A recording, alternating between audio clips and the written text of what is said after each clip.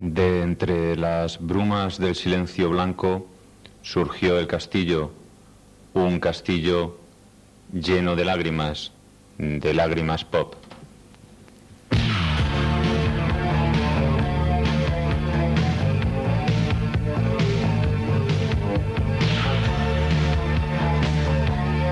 El último bastión de la nueva ola.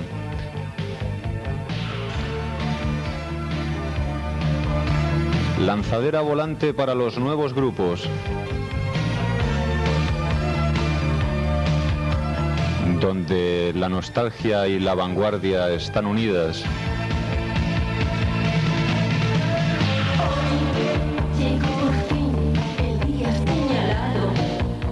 En el castillo de las lágrimas.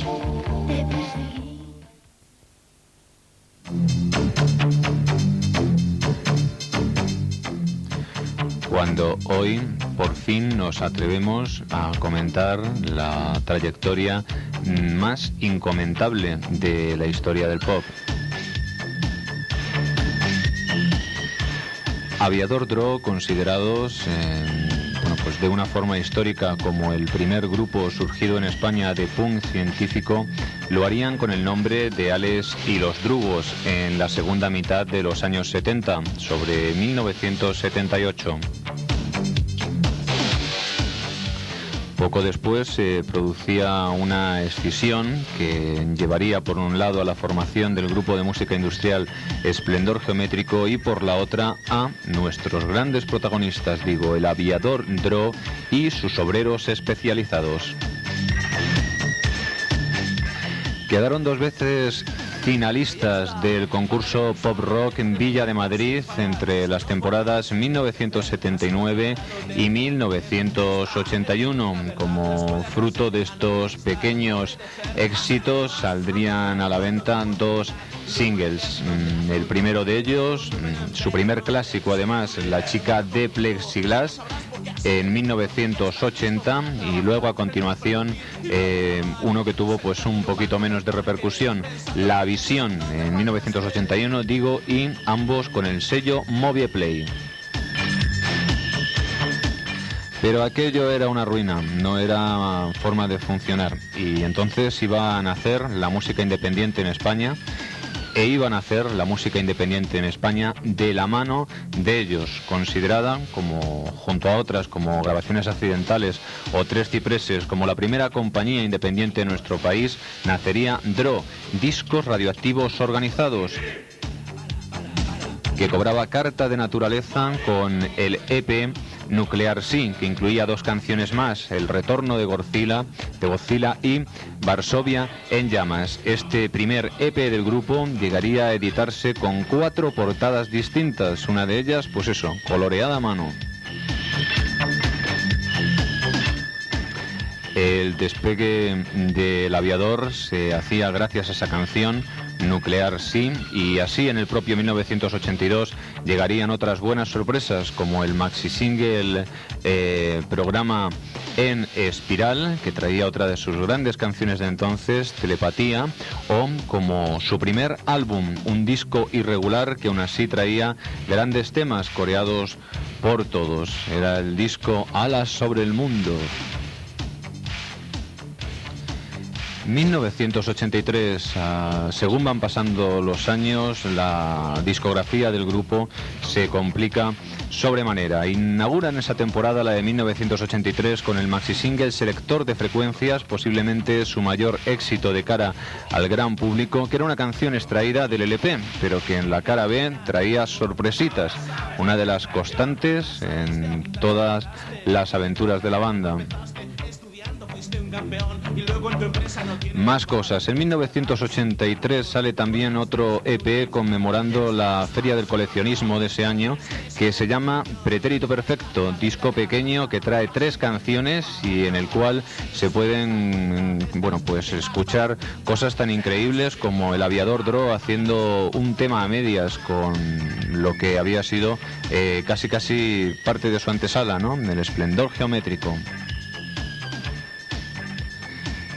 Seguimos en ese mismo año, 1983, aún saldrán más cosas como el maxi single Amor Industrial o como en el mes de diciembre esto que ahora veis, Síntesis, la producción al poder, una gran macroempanada industrial considerada como la obra maestra del grupo, una caja negra que incluye 2 LPs, el primero Tesis, el segundo Antítesis, un single de nombre Síntesis y además este libro, La síntesis de la revolución dinámica, manifiesto, declaración de principios de lo que ha de ser el planeta según el aviador Dro. 1984 es menos mal, porque si no nos quedaríamos ahí asfixiados de contarlo a toda velocidad, un año de relativo descanso para Aviador Dro, que se dedican a relanzar su compañía Dro y que apenas nos obsequian esto que ahora vemos, que es un LP Tesis extraído de forma independiente de la caja negra, y luego después el maxi single de Vortex. Pero en 1985 comienza la expansión naranja.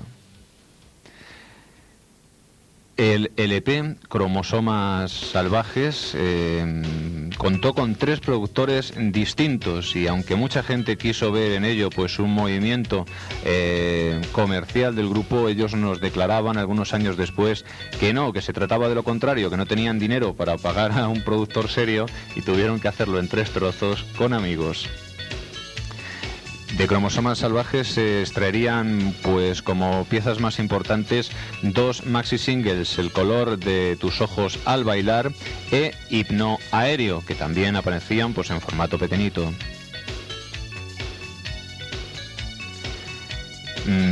Después de ese LP, que llegó a aparecer, bueno, pues en una edición limitada con la portada gigante, como ya habéis visto, pues vendría el maxi single quizá más raro en toda la historia del Aviador, un maxi titulado Abur, que era compartido por el Aviador con Mar otra vez, ni más ni menos que el primer grupo de Corcovado. En este disco, por una cara, Mar otra vez hacían las bases de las canciones y el Aviador los arreglos, y por la otra cara ocurría lo contrario.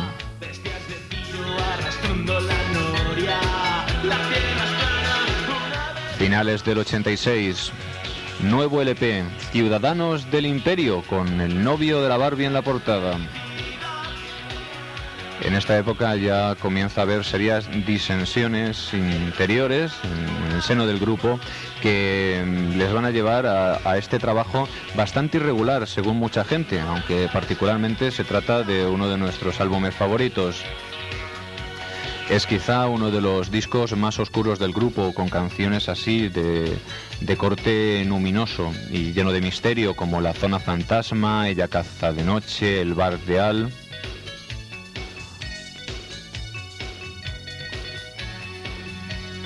El single más importante que se extrajo de este disco sería La única solución es la venganza, aunque luego también habría otros como Y voy a despegar. 1988, el Aviador está a punto de sufrir una mutación casi definitiva. Servando Carballar, uno de sus líderes incuestionables, está a punto de abandonar el sello Dro y formar una nueva aventura editorial, La Fábrica Magnética. Pero justo antes de hacerlo saldrá este nuevo disco del grupo, sobre fondo rosa, el álbum Ingravidez, que era un disco pues aún más irregular, aunque también traía buenas canciones como En la niebla, como Arcángel, como el exitoso single y maxi Corazón Artificial, que además, bueno, pues para complicarnos aún más la vida, traía canciones raras en la cara B, pero encima eran canciones distintas en los 2 formatos, en single y en maxi. Y luego después, como despedida y como marcando esa transición entre la época de Aviador Dro en Dro y de la Fábrica Magnética, este segundo sencillo que llevó el nombre de Picnic en Foreman Hout. Ya en 1988 estaba incorporado de forma definitiva Mario Gil, en el que fuera componente de otras bandas esenciales como La Mode, Paraíso o Un pingüino en mi ascensor. Con la incorporación de Mario y con el paso a la Fábrica Magnética, el Aviador Dro mutan en Aviador Dro 4000. Con ese nombre saldrá su siguiente disco, Trance, en el año 1992, del cual se extraerá como single más importante la canción Vivir para Morir. A partir de entonces, el contenido del Aviador será cada vez más y más lúdico, cada vez lo harán más por divertirse, y eso les llevará pues a hacer un maxi single más en el año entre los años 92 y 93, de nombre Alter Ego, con remezclas de baile de una de las canciones de su LP, y luego ya después, extinta también la Fábrica Magnética, ficharán por Phono Music, que de forma oportunista había reeditado los primeros singles y grabaciones del grupo en formato recopilatorio en el año 1985, y que nuevamente pues les tratará fatal, e incluso el prensaje del disco será horroroso, y nos llevará pues eso a saber que hay un disco totalmente inencontrable. Como habéis podido comprobar, no os hemos enseñado todas las carátulas de la historia del Aviador Bro, porque en serio que os podríais volver absolutamente locos. Han participado en decenas de millares de recopilatorios. Os enseñamos solamente el EP Aleación del año 1988, pero vamos, ellos también han salido en Navidades Radioactivas, en todos los discos en todos los discos recopilatorios de la primera época de Dro, y además pues han editado bastantes cassettes también extrañas, con maquetas y conciertos a cargo de sellos como Fusión de Producciones, con su cassette Hacia las Estrellas del año 1988, o también pues las recopilaciones correspondientes de El Legado Íntimo. Aviador Dro, o Cuando el futuro vino detrás de ellos. Vivo el neoclásico de existencial. Estoy aburrido, estoy de...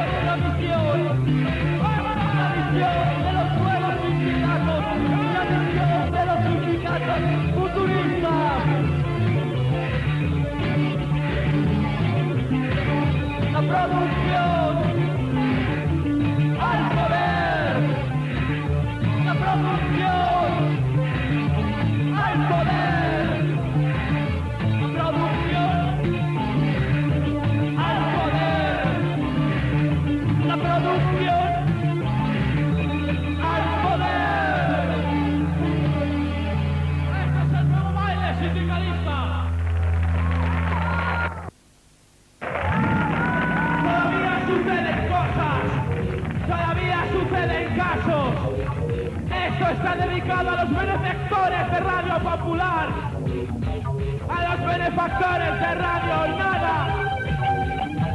¡Intolerancia!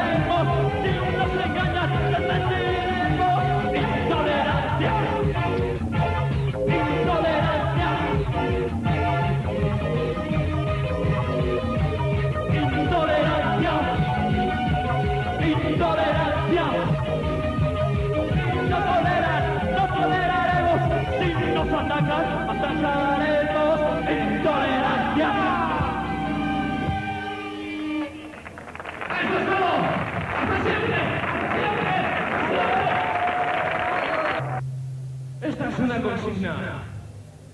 Si puedes, haz la guerra. Si te incordian, haz la guerra, pero siempre vence.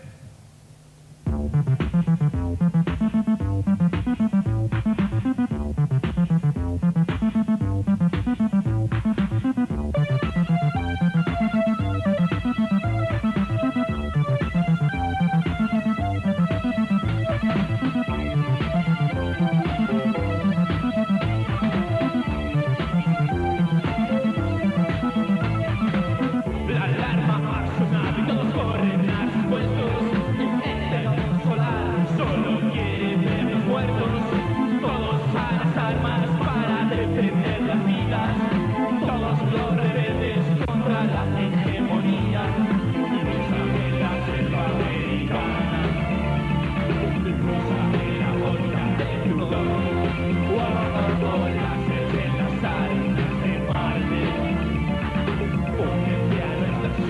espacio.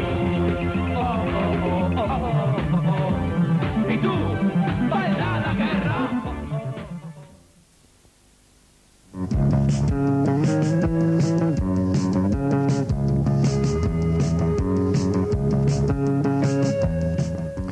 Y por último nos ocupamos de la 10ª víctima, que van a ser nuestros protagonistas en el correspondiente apartado de recuerdos. La 10ª víctima se forman a finales de el año 1980, aunque entonces tienen otro nombre.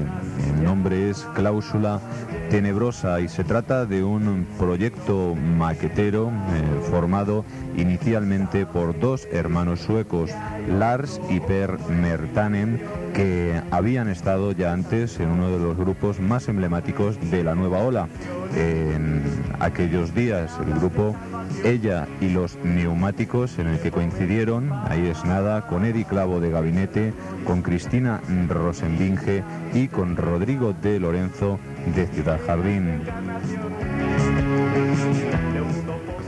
La 10ª víctima queda del todo conformada con la incorporación de dos hermanos más, Carlos Entrena y José Brena, ambos, bueno, pues ya provenientes de otras aventuras realmente curiosas. Por ejemplo, Carlos había estado con Ejecutivos Agresivos y también con Alaska y los Pegamoides.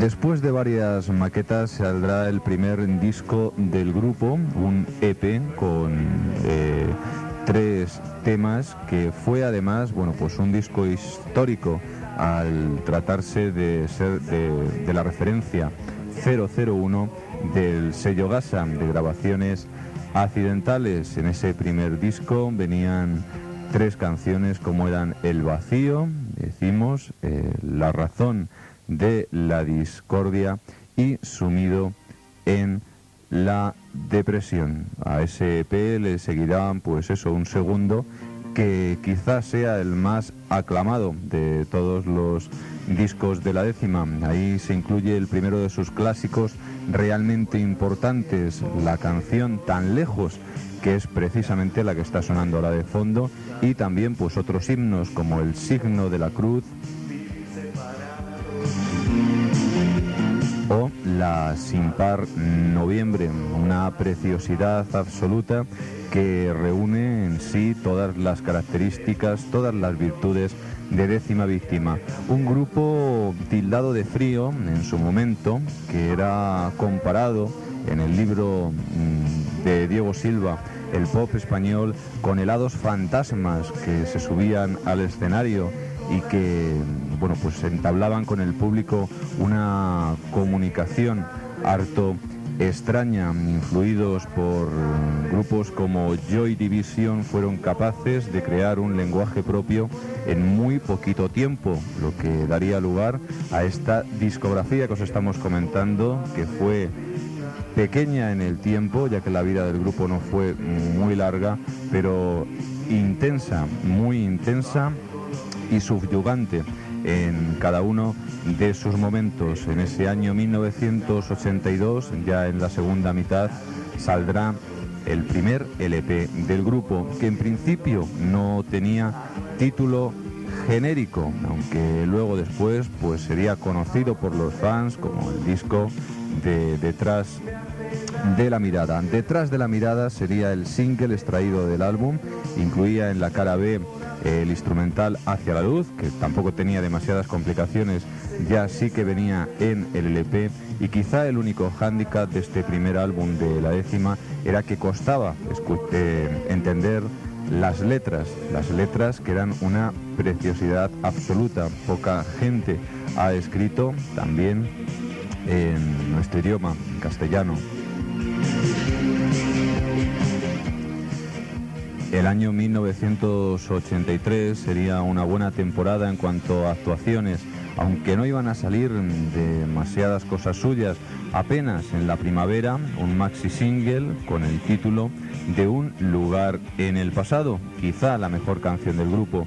En la cara B venían 2 temas más, igualmente, bueno, pues eso, de una delicia y de una sensibilidad subidos, eran algo en común y lejos del alcance de la vista.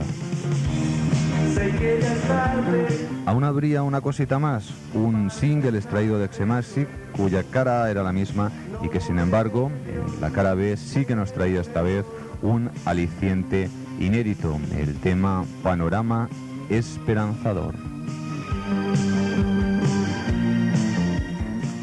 Las figuras grises insertas en paisajes de ensueño que en muchos momentos nos podrían recordar pues a pintores del romanticismo del XIX, como por ejemplo el alemán Gaspar Friedrich, llegarían a su máximo esplendor en el último disco del grupo.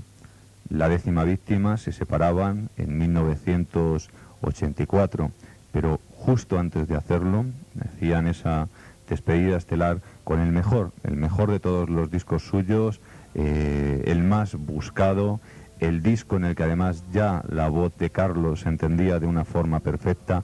Por supuesto, me refiero a Un hombre solo.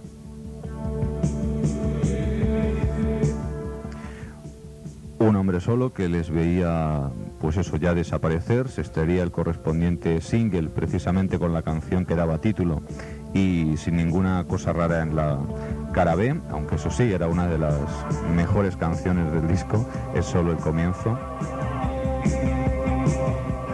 Y un legado que en definitiva iba a pasar por diferentes etapas de cara a los fans.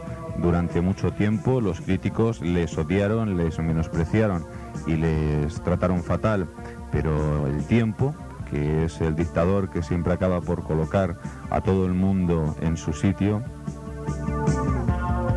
sería el encargado de hacer que la Décima Víctima acabasen por convertirse en uno de los grupos más añorados en la década siguiente.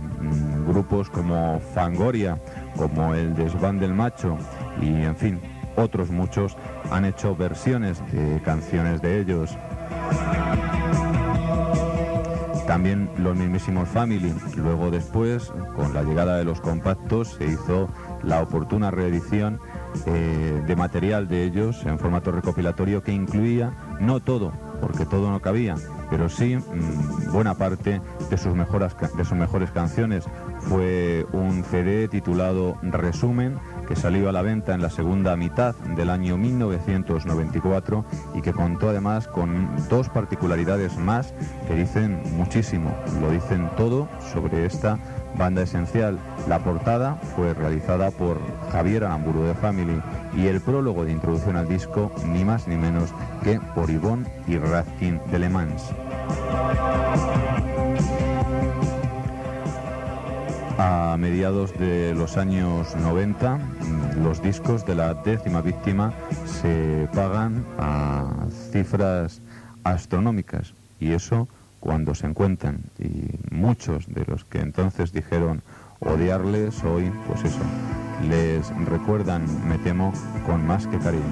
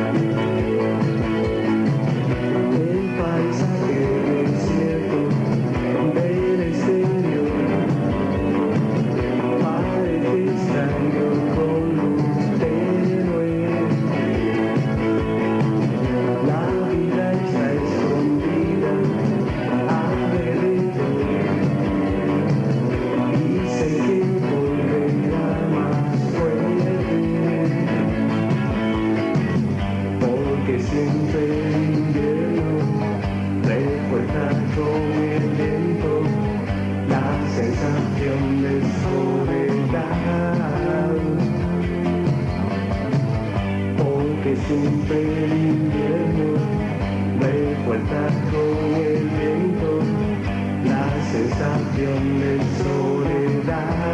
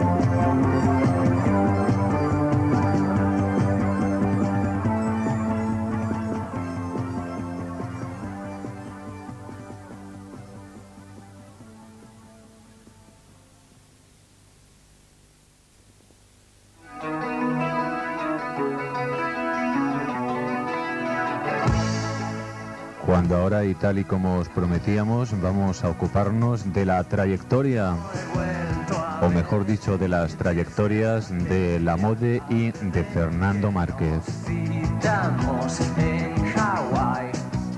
El embrión de la Mode habremos de buscarlo en un grupo llamado Paraíso. Paraíso se formaron poco después de que el cantante, el letrista, compositor y escritor de novelas también, Fernando Márquez, abandonara Kaka Deluxe. Habría ahí una época de proyectos intermedios, como sería, por ejemplo, Pop Deco, y luego después el nacimiento de Paraíso, un grupo de nueva ola, bueno, pues bastante purista, si es que puede hablarse de purismo dentro de la New Wave, y un grupo que llegó a estar integrado incluso por 10 componentes, bastante caótico y bastante lleno de malos recuerdos para casi todos sus integrantes. Llegaría a desaparecer en el propio año, en el transcurso del propio año 1980. Pese a ello, Paraíso editarían una de las mejores canciones de aquella temporada de 1980 a través del sello Chapa Zafiro, la balada Para ti, que traía en la cara B Estrella de la Radio.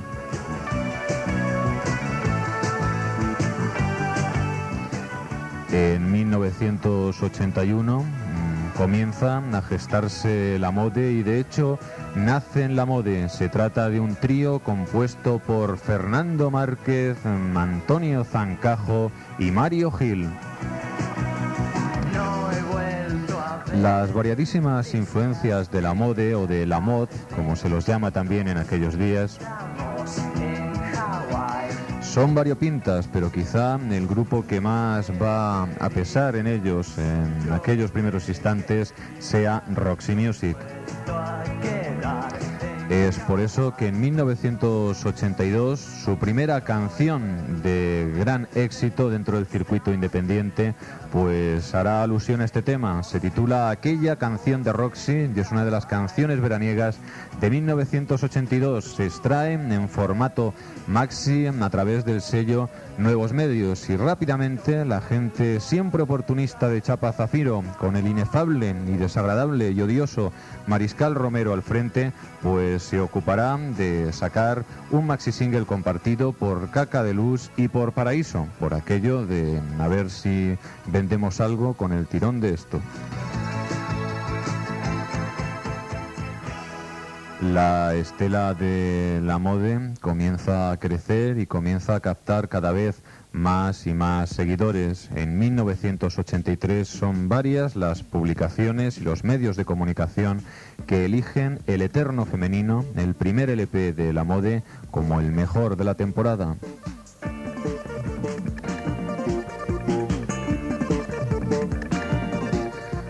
Un pop muy delicado, con letras ambiguas, capaz de contar historias y de crear sensaciones. Un tipo de música en el que la Mode demuestran que se puede ser a la vez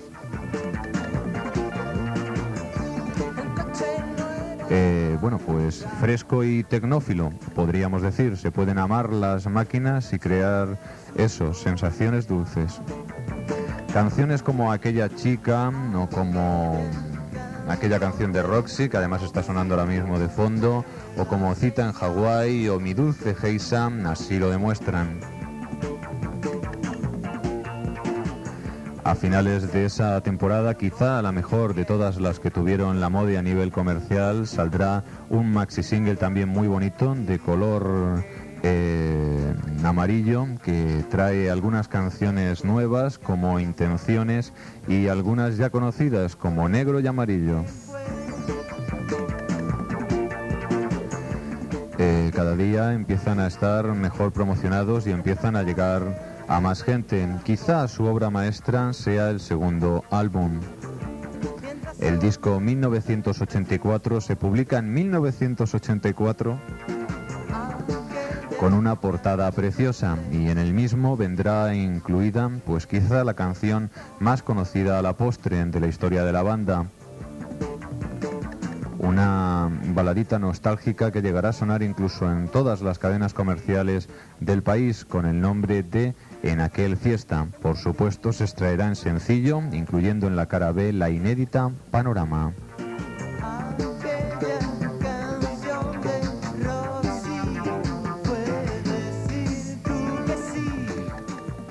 Con ese álbum parece ser que la Mode van a comérselo todo, parece ser que van a contarse entre los grupos llamados a consagrarse.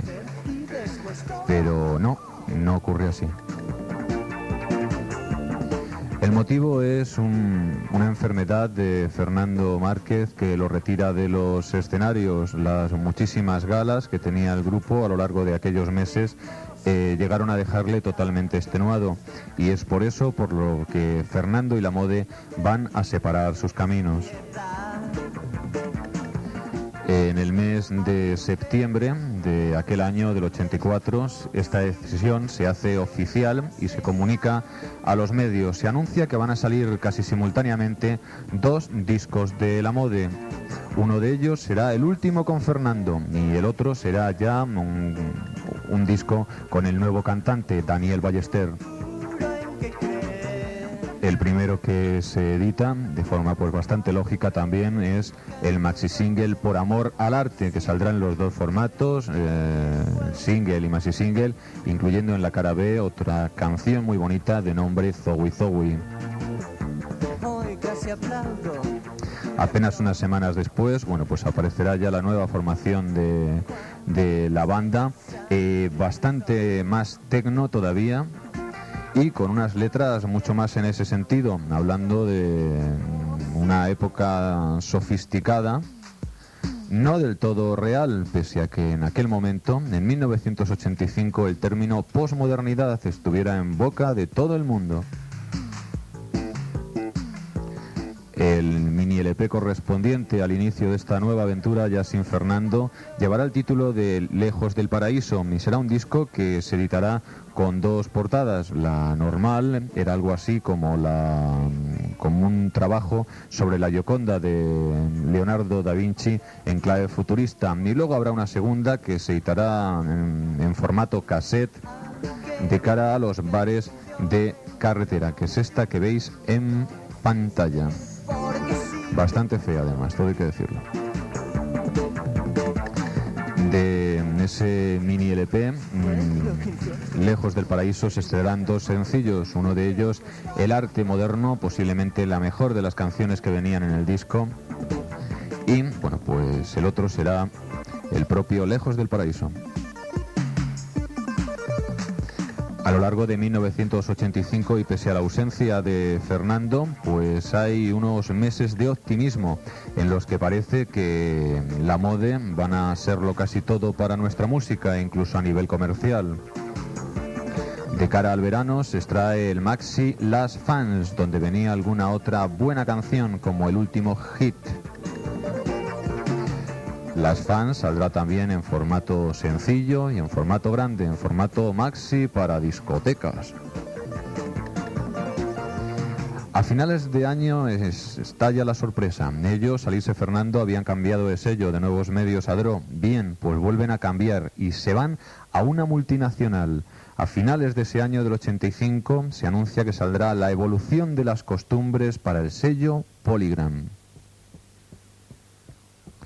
Cosa que ocurre ya en las primeras rampas de 1986. La evolución de las costumbres traerá una canción del mismo nombre, que es preciosidad absoluta y una de las mejores canciones de la Mode de todos los tiempos, con o sin Fernando.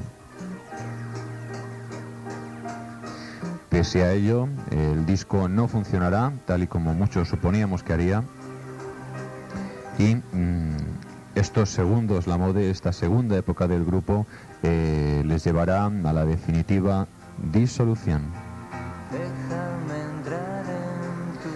Poco antes, pues a modo casi de testamento, se había publicado un disco, editado además en los dos formatos, en vinilo y en cassette, llamado Lo que faltaba, en el que venían las rarezas, las caras B aparecidas en la primera época, cuando estaba Fernando.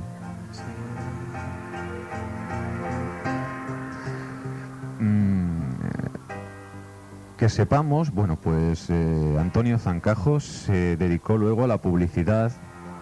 Daniel Ballester llegaría a cantar en algunos grupos bastante horribles, de estos de power pop. Y, bueno, pues Mario Gil, quizá de estos la mode, llevaría la trayectoria más inteligente al integrarse en las filas del Aviador Drum sobre 1988 y formar también dúo con Un pingüino en mi ascensor. ¿Pero qué ocurría, os preguntaréis muchos, con Fernando Márquez?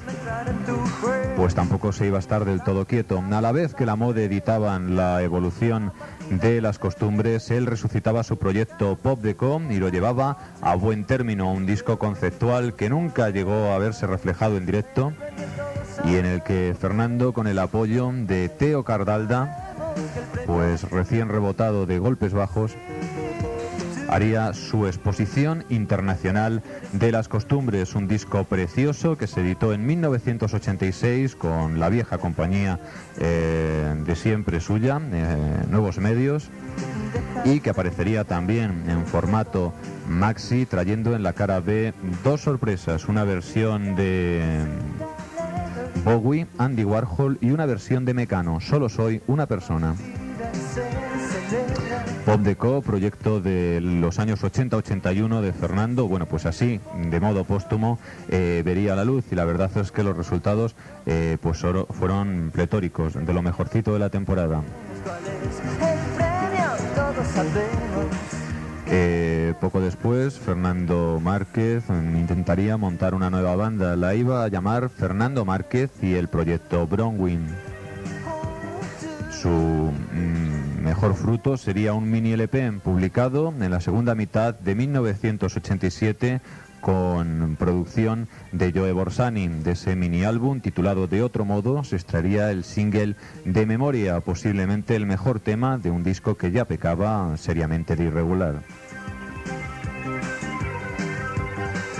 En la primera mitad de 1988, y aún existiendo Proyecto Bronwyn, pues Fernando haría otras cosas en paralelo, como dedicarse a la literatura y al periodismo y entrar a colaborar, atención a este dato, en Nuestro Castillo de las Lágrimas, donde estuvo haciendo una sección durante 5 meses.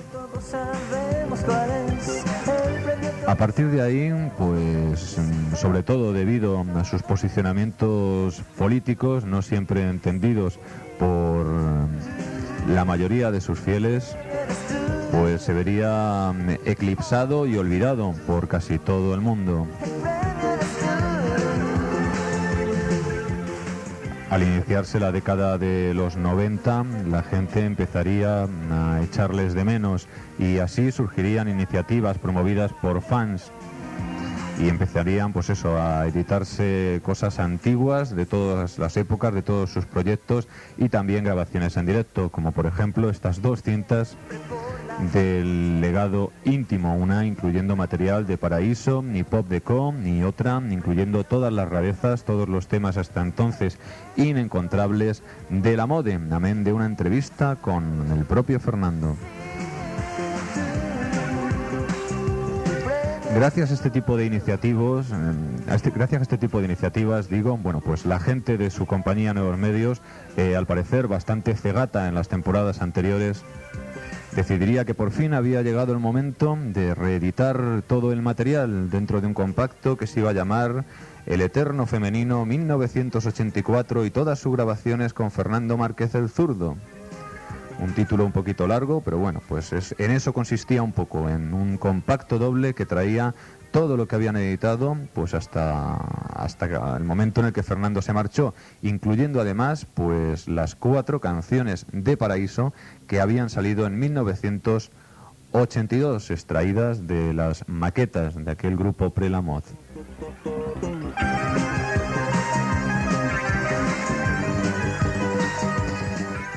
Por último, destacar también un intento de Fernando Márquez de regresar ya en solitario con un disco que era de regrabaciones, un recopilatorio de viejos temas, incluyendo también pues una versión de autor de la canción Unidad de Destino que compusiera para Kikiriaki, y repasando todas sus épocas, todo hay que decirlo, con bastante mal gusto. Aquí suponemos que se acaba la historia del todo, aunque todavía pudiéramos tener buenas sorpresas en el futuro.